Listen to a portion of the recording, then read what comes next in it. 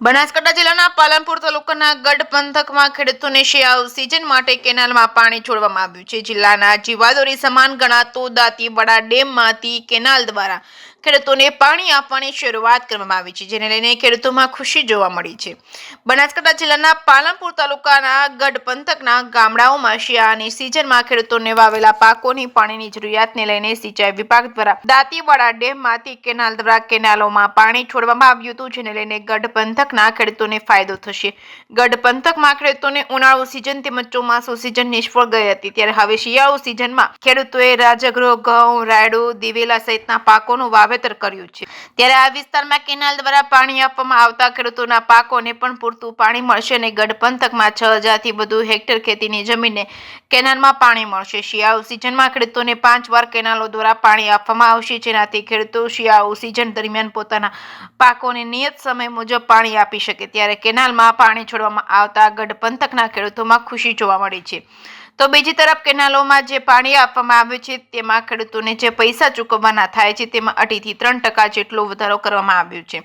ત્યારે ખેડૂતોનું કહેવું છે કે પિયત માટે પાણી આપવામાં આવે છે તેમાં જે પૈસા ચૂકવવાના હોય તેમાં વધારો કરતા આ વધારો સરકારે પરત ખેંચવો જોઈએ તેવી ખેડૂતોની માંગ છે।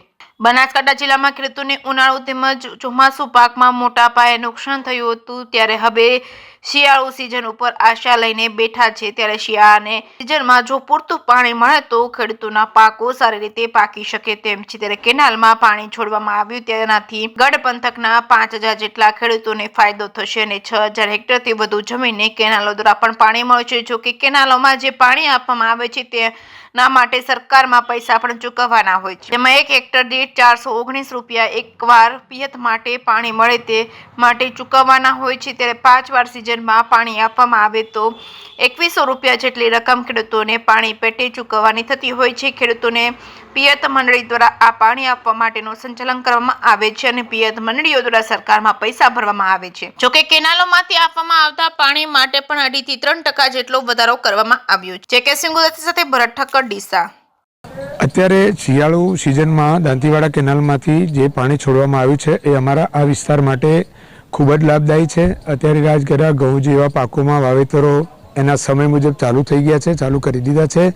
સરકાર અને દાંતીવાડા કેનાલ અધિકારીઓને અમે એવી ખેડૂતો વિનંતી કરીએ કે આ પાણી પાકને નિયમિત જ્યારે પણ જરૂરિયાત હોય એ મુજબ આપ્યા કરે, વચ્ચે અવરોધ ન કરે અને પૂરતા પ્રમાણમાં પાણી હોવાથી ડેમમાં 2 સિઝન ઉનાળુ અને શિયાળો બંને સિઝનમાં નિયમિતપણે ખેડૂતોના પાકને પાણી આપે તે અમારા માટે આશીર્વાદરૂપ છે। ખેડૂતોને આ પ્રમાણે પાણી આપે એવી સરકારને અને અધિકારીઓને વિનંતી છે।